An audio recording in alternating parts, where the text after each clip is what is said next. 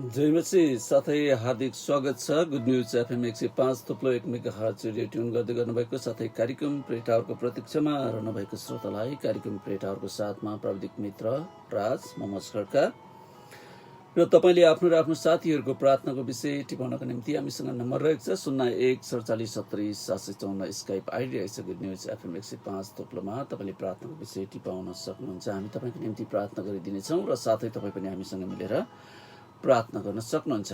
हामी तपाईँलाई यस कार्यक्रमबाट मिठा मिठा हृदय स्पर्शी भजनको रस सुनाउँदै जिउँदो परमेश्वरको उपस्थिति पनि डोर्याउँछौँ र तपाईँले आफ्नो र आफ्नो साथीहरूको प्रार्थनाको विषय टिपाउँदै गर्दा हामी पनि तपाईँलाई एउटा मिठो भजन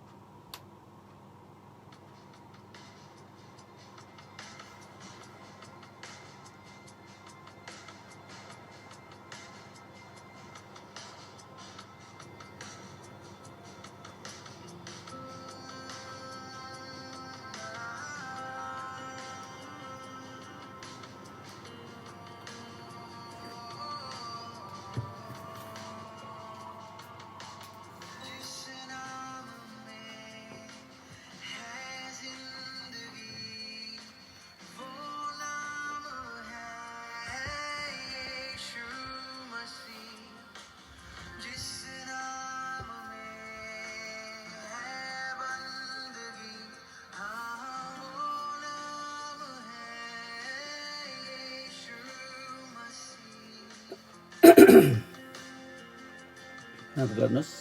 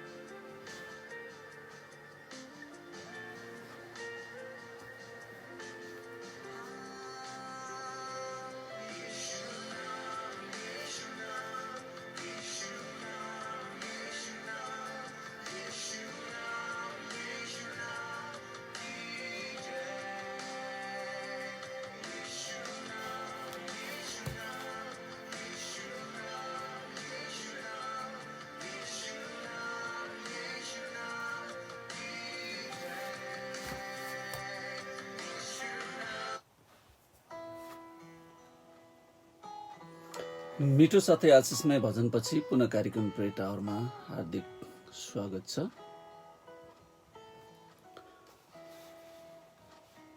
परमेश्वरको वचन बाइबल धर्मशास्त्र यूहन्नाको पुस्तक 14 अध्यायको 6 पदले बताउँछ कि बाटो, सत्य र जीवन म नै हुँ, मद्वारा बाहेक कोही पनि पिता कहाँ जान सक्दैन भनेर प्रभु येशूले भन्नुभयो।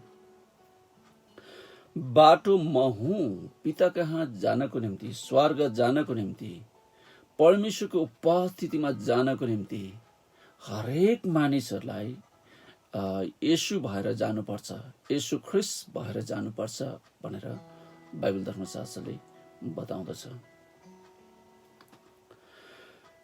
र परमेश्वरको वचनले यसो पनि भन्दछ। हितोपदेशको पुस्तक 29 अध्यायको 18 पदमा यसरी लेखिएको छ,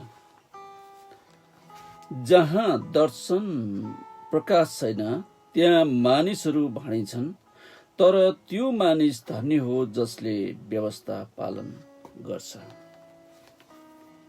परमेश्वरको वचनले बताउँदछ, जहाँ दर्शन छैन, जहाँ प्रकाश छैन त्यहाँ मानिसहरू भाँडिन्छन्। मानिसहरू कता जाने, अब के गर्ने, म यो धरतीमा किन छु, परमेश्वरले मलाई यो धरतीमा किन राख्नुभयो, के उद्देश्य छ परमेश्वरले मलाई यो धरतीमा राख्नुको भनेर जहाँ दर्शन छैन, जहाँ प्रकाश छैन त्यहाँ मानिसहरू अल्मलिन्छन् भनेर बाइबल धर्मशास्त्रले बताउँदछ। म तपाईँलाई एउटा छोटो कथा बताउँछु यो वचनलाई अथवा यो कुरालाई स्पष्ट पार्नको निम्ति। एकजना स्कुले बच्चा स्कुल जाँदै रहेछ र एउटा वृद्ध मानिसले बाटोमा भेट्नु भएछ उहाँलाई, बाबु तिमी कहाँ जान लागेको? अनि त्यो स्कुले बच्चाले जवाब दिएछ, म स्कुल जान लागेको। किन जान लागेको? पढ्न जाने। पढेर के गर्ने? ठुलो मान्छे हुने। अनि ठुलो मान्छे भएर के गर्ने? जागिर खाने। जागिर खाएर के गर्ने? अब जागिर खाएपछि विवाहबारी गर्ने भनेर त्यो बच्चाले जवाफ दिएछ। अनि फेरि वृद्ध मान्छेले सोध्नु भएछ, बिहा गरेर के गर्ने? अब बच्चा बच्ची हुन्छन्, अनि बच्चा बच्ची भएपछि के गर्ने नि? अनि हजुर जस्तै म पनि बुढो हुन्छु, अनि म जस्तै बुढो भएर के गर्ने चाहिँ? मर्ने। अनि मरेपछि के गर्ने? अनि त्यसपछि त्यो सानो स्कुले बच्चाले यसो सोचेछ, मरेपछि के गर्ने, कता जाने, कहाँ जाने? मलाई थाहा छैन हजुरबा बाजे, मलाई त्यो सम्बन्धी चाहिँ मरेपछि म कहाँ जान्छु। तर बाइबल धर्मशास्त्र परमेश्वरको वचनले तपाईँ कता जाँदै हुनुहुन्छ, तपाईँ किन यो धरतीमा हुनुहुन्छ र मरेपछि कहाँ जानुहुन्छ तपाईँ भनेर बाइबलले, परमेश्वरको वचनले चाहिँ तपाईँलाई 100% अलिकति पनि शङ्का उपशङ्का नगरिकन तपाईँ मरेपछि कहाँ जानुहुन्छ र यो धरतीमा तपाईँ किन हुनुहुन्छ, यो परमेश्वरले तपाईँलाई अहिले जहाँ राखिराख्नु भएको छ किन राख्नु भएको छ भनेर परमेश्वरको वचनले चाहिँ तपाईँलाई स्पष्ट रूपमा छर्लङ्गै बताउँदछ।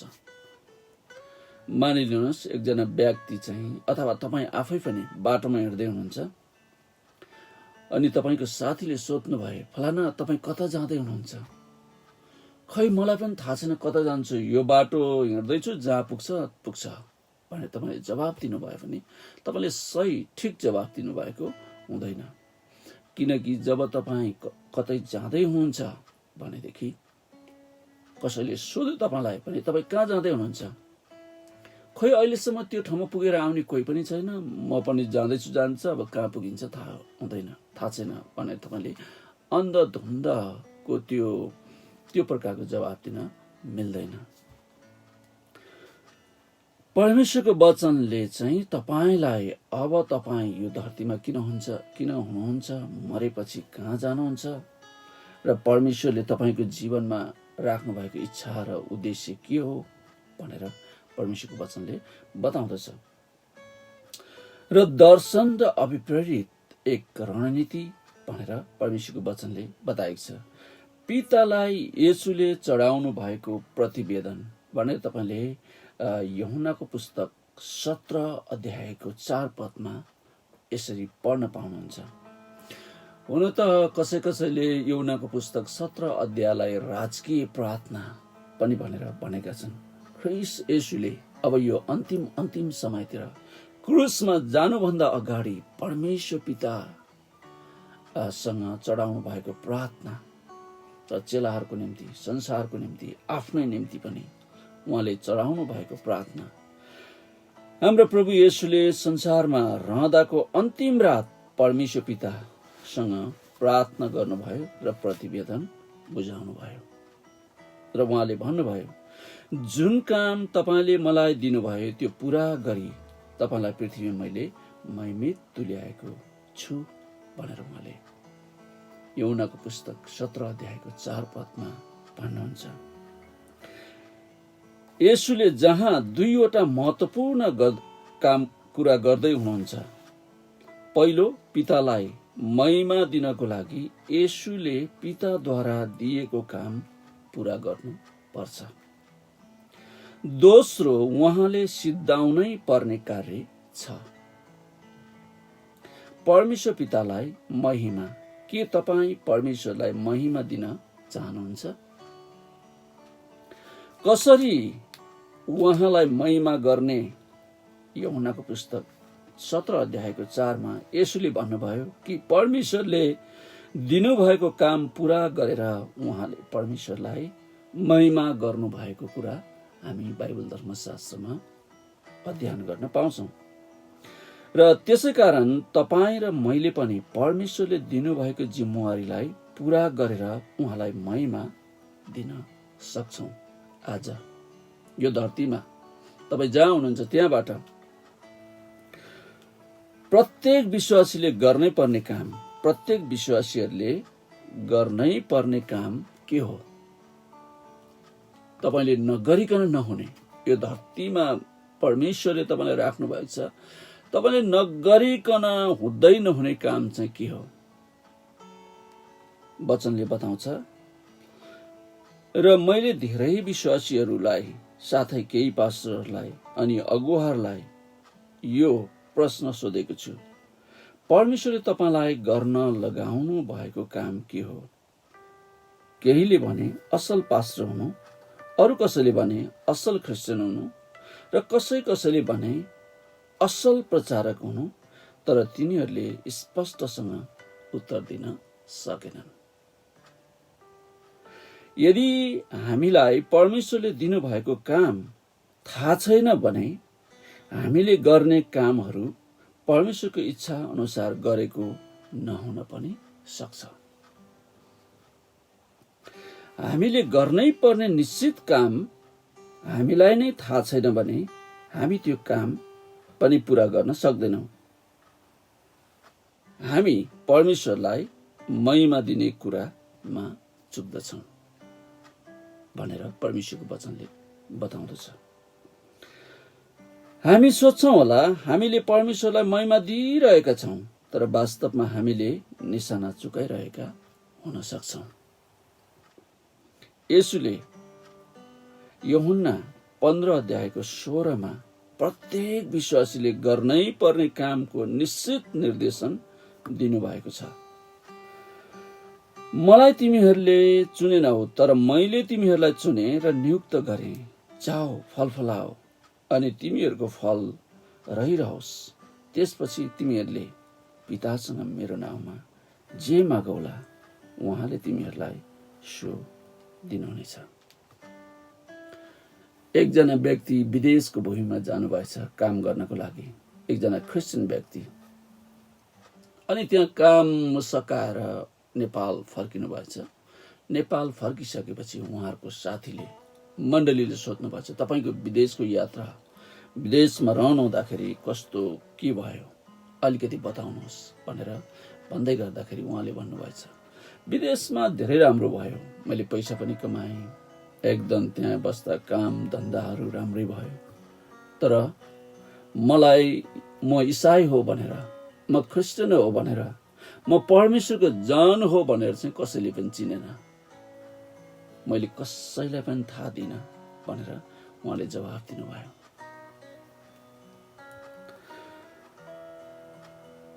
सम्झना राखिराख्नुहोस् कि प्रत्येक विश्वासीले गर्नै पर्ने काम चाहिँ येशूले भन्नुभयो, जाओ फल फलाओ र फल रहिरहोस् भनेर उहाँले यूहन्नाको पुस्तक 15 अध्यायको 16 पदमा बताउनुभयो। विश्वासीहरू नियुक्त गरिएका हुन्छन् भनेर भर्खरै हामीले पढेको यूहन्नाको पुस्तक 15 अध्यायको 16 पदले बताएको छ।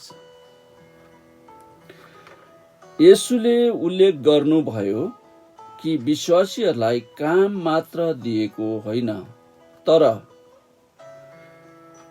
काम गर्नलाई नियुक्त नै गरिएका हुन्। नियुक्त गरिनुको अर्थ हुन्छ कुनै काम गर्नलाई जिम्मेवारी वा अधिकार दिनु हो भनेर परमेश्वरको वचनले बताएको छ। र मानौ हाम्रो देशको राष्ट्रपतिले मलाई न्यायाधीशमा नियुक्त गर्नुभयो भने न्यायाधीशको हैसियतले न्यायको धेरै कामहरू पूरा गर्नु पर्ने मेरो कर्तव्य हुन्छ। अन्यथा काम नगरेको खातिर मलाई सजाय पनि दिइन्छ। र विश्वासीले गर्नै पर्ने 3वटा कामहरू छन्। प्रत्येक विश्वासीलाई 3वटा विशेष कामको लागि परमेश्वरले उहाँको राज्यमा नियुक्ति गर्नु भएको कुरा वचनले बताउँदछ। 1 नम्बर, जानु। तपाईँ कहाँ जानुहुन्छ? बाइबल धर्मशास्त्रले जानु भनेर भन्छ। अनि तपाईँ कहाँ जानुहुन्छ? प्रत्येक दिन तपाईँ कहाँ जाँदै हुनुहुन्छ? परमेश्वरले तपाईँलाई कहाँ पठाउँदै हुनुहुन्छ? प्रत्येक दिन परमेश्वरले जहाँ पठाउनुहुन्छ त्यहाँ जानुहुन्छ। प्राय जसो हरेक दिन तपाईँ कहाँ जानुहुन्छ? यदि तपाईँ अफिसमा काम गर्नुहुन्छ भने त्यहाँ तपाईँ प्रत्येक दिन जानुहुन्छ। त्यही ठाउँ चाहिँ परमेश्वरले जाऊ भन्नुभएको ठाउँ हो। प्रत्येक विश्वासी मिसनरी हो। त्यसैले परमेश्वरले पठाउनु भएको ठाउँ त्यही नै हो जहाँ तपाईँ प्रत्येक दिन गइराख्नुहुन्छ, जानु भएको छ। जानु भनेर परमेश्वरको वचनले बताउँछ। र दोस्रो चाहिँ फल फलाउनु भनेर प्रभुले यूहन्नाको पुस्तक 15 अध्यायको 16 पदमा बताउनुभयो। र यो सिद्धान्त उत्पत्तिको पुस्तक 1 अध्यायको 24 पदमा देख्न सकिन्छ। आँपको बोटले आफ्नै फल फलाउँछ, सुन्तला फलाउँदैन। धानले धान नै फलाउँछ, मकै होइन। विश्वासीले पनि विश्वासी नै बनाउँछ। त्यसैले विश्वासीको फल भनेको नयाँ आत्मा ख्रिस्टमा जित्नु हो।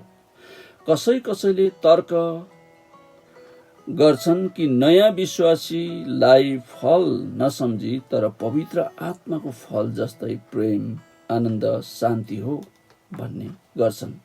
तर वास्तवमा भन्ने हो भने विश्वासीको मुख्य फल भनेको चाहिँ हराएको मानिसहरूलाई सुसमाचारद्वारा परमेश्वर पितासँग सठिक मिलापमा ल्याएर उनीहरूलाई बाइबलीय रणनीतिहरू प्रयोग गर्दै ख्रिस्ट येशूमा परिपक्व बनाउनु नै हो, ताकि तिनीहरूले यस प्रक्रियालाई अरूहरूसँग पनि पूर्ण रूपमा दोहोर्याउन सकुन् भन्ने चाहिँ परमेश्वरको इच्छा, परमेश्वरको योजना भएको कुराहरू हामी परमेश्वरको वचनमा पाउँदछौँ। वचनले यो पनि बताउँछ, अथवा तेस्रो नम्बरमा फल, तिमीहरूको फल चाहिँ रहिरहनु पर्छ भनेर प्रभु येशूले भन्नुभयो। फल रहिरहनको लागि नभई नहुने, सम्झौता गर्नै नसकिने अनिवार्य कार्य चाहिँ नयाँ विश्वासीहरूलाई प्रेम र वास्ता गर्दै चेलाहरू बनाउनु नै हो भनेर वचनले बताउँछ। अब तपाईँले चेला बनाउनको निम्ति तपाईँ आफै पनि चेला भएको हुनुपर्ने कुरा वचनले बताएको छ। तपाईँ आफै चेला हुनु भएन भनेदेखि तपाईँले अरूलाई चेलापन गर्न सक्नुहुन्न। एकजना बहिनी धेरै जोसिलो हुनुहुन्थ्यो सुसमाचार प्रचार गर्नको लागि, परमेश्वरको काम गर्नको लागि। तर उहाँ मण्डलीको, आफ्नो अगुवाको, गुरुजनहरूको अधीनमा चाहिँ उहाँ बस्नुहुन्न थियो। अनि एकचोटि मैले त्यो मण्डलीको पास्टर गुरुबासँग कुरा गर्दै गर्दाखेरि त्यो बहिनीलाई मैले चिन्थेँ। अनि त्यो बहिनीको विषयमा गफ हुँदै गर्दाखेरि मैले भने, गुरुबा त्यो बहिनी त धेरै जोसिलो हुनुहुन्छ प्रभु कुराहरूमा, राम्रो बहिनी हुनुहुन्छ तपाईँहरूको भन्दै गर्दा, अनि उहाँले भन्नुभयो बहिनी जोसिलो हुनुहुन्छ, राम्रो हुनुहुन्छ, तर उहाँले बनाउनु भएको, उहाँले ल्याउनु भएको मानिसहरू उहाँ जस्तै चाहिँ बनाउँदै जानुहुन्छ भनेर गुरुबाले ठ्याक्कै भन्नुभयो। त्यति बेला मैले त्यो कुरा बुझिनँ, तर पछाडि गएर मैले बुझ्दै बुझ्दै जाँदाखेरि त्यो प्रकारको उहाँको समस्या रहेछ। उहाँ मण्डलीको अधीनमा नबस्ने, पास्टर गुरुबाहरूले भनेको कुरा नटेर्ने र आफ्नै तरिकाले जीवनहरू जिराख्नु हुँदो रहेछ। अनि उहाँले भन्नुभयो कि उहाँ जोसिलो त हुनुहुन्छ, मानिसहरूलाई प्रभुमा त ल्याउनुहुन्छ, तर आफै जस्तै बनाउँदै जानुहुन्छ। अनि तपाईँ आफै नै मण्डलीको अधीनमा बस्नुहुन्न, आफै नै चेला हुनुहुन्न, चेली हुनुहुन्न भनेदेखि फेरि अरू मानिसहरूलाई तपाईँले चेला चेलीहरू बनाउन सक्नुहुन्न। त्यस कारणले गाईले गाई नै जन्माउँछ, भैँसीले भैँसी नै जन्माउँछ, कुकुरले कुकुरको छाउरा बच्चा, त्यो छाउरा छाउरी जन्माए जस्तै नै तपाईँ र मेरो जीवनमा पनि हामीले एउटा पक्कै ख्रीष्ट येशूको चेला निर्माण गर्नको लागि, चेला चेली बनाउनको निम्ति तपाईँ र म आफै पनि चेला अथवा चेली भएर हामी कसैको अधीनमा रहनको निम्ति बाइबल परमेश्वरको वचनले बताएको छ। र परमेश्वरको वचनले त्यसरी बताएको छ कि जहाँ दर्शन र प्रकाश छैन त्यहाँ मानिसहरू भाँडिन्छन्। उनीहरू कता जाने, के गर्ने, कसो गर्ने भनेर उनीहरूको मनमा प्रश्न हुन्छ। र परमेश्वरले तपाईँलाई किन यो धरतीमा राख्नुभयो? धेरै कुराहरू गर्नको निम्ति राख्नु भएको छ, तर एउटा कुरा चाहिँ हामीले जान्नै पर्ने, बुझ्नै पर्ने कुरा, जसरी हामीले भर्खरै यूहन्नाको पुस्तक 17 अध्यायको 4 पदमा पढ्यौं कि तपाईँले दिनुभएको जिम्मेवारीलाई मैले पूरा गरेको छु। अनि परमेश्वरले दिनुभएको जिम्मेवारी चाहिँ के हो? परमेश्वरको राज्य विस्तार गर्ने कुराहरू, चेला चेली निर्माण गर्ने कुराहरू, नयाँ मानिसहरूलाई उनीहरूको लागि प्रार्थना गर्ने र उनीहरूलाई आफू चेला भएर उनीहरूलाई पनि चेला चेली बनाउनको निम्ति परमेश्वरले यो धरतीमा तपाईँलाई राख्नु भएको कुरा परमेश्वरको वचनले बताएको छ। आउनुहोस् हामी यो समय तपाईँले धेरैभन्दा धेरै यो धरतीमा हुँदाखेरि चेलाहरू चेलीहरू बनाउनु भएको होस् र ती हराइराखेका मानिसहरूलाई तपाईँले दैनिक रूपमा प्रार्थना गर्न सक्नु भएको होस् र परमेश्वरको इच्छा र योजना अनुसार यो धरतीमा जिउनु भएर प्रभु येशूले गरेको राजकीय प्रार्थना जस्तै यूहन्नाको पुस्तक 17 अध्यायमा तपाईँ र म पनि, हामी हरेक विश्वासीहरूले नै, हरेक परमेश्वरको जनहरूले अन्तमा संसारबाट बिदा हुँदै गर्दा प्रभु येशूसँग यूहन्नाको पुस्तक 17 अध्यायको प्रार्थना परमेश्वर पितालाई चढाउँदै हामी पनि यो धरतीबाट बिदा हुन सकौं। र त्यही प्रार्थना आज बिहान हामी कार्यक्रम प्रेयर टावर मार्फत गर्नेछौँ। आउनुहोस् हामी प्रार्थना गरौँ। परमेश्वर पिता, हामी तपाईलाई धन्यवाद र स्तुति अनि प्रशंसा, महिमा, आदर, भक्ति चढाउँदछौँ।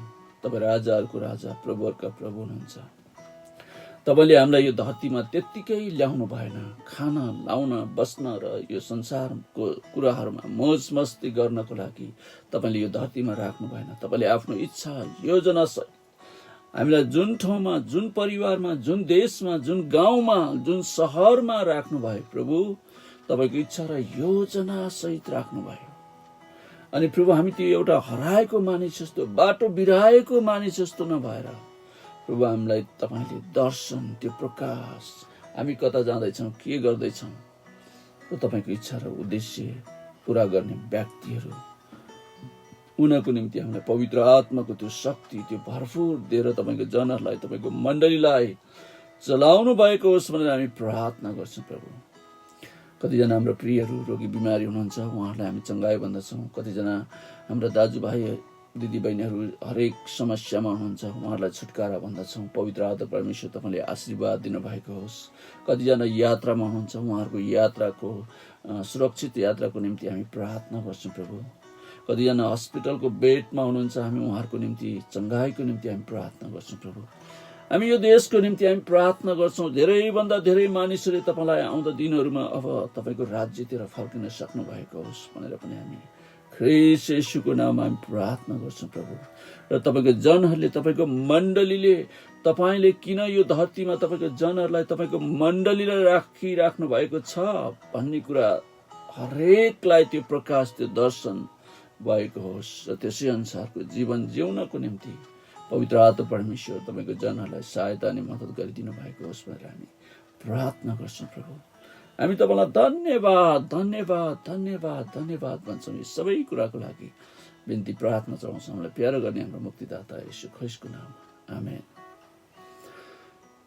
श्रोता, हामी कार्यक्रमको अन्ततिर आइसकेका छौँ र आजको कार्यक्रमबाट परमेश्वर तपाईँलाई आशीर्वाद दिनुभएको छ र जनादै प्राविधिक मित्र राजलाई पनि हामी धन्यवाद दिन्छौँ। अहिलेसम्म कार्यक्रम सुनेर हेरेर हामीलाई साथ दिनुभयो। प्रभु येशूले तपाईँलाई आशीर्वाद दिनुभएको होस् र आजको दिन तपाईँको आशिषमय रहेको होस्। जनादै प्राविधिक मित्र राजलाई धन्यवाद दिँदै कार्यक्रमबाट बिदा हुन चाहन्छौँ। जय मसीह।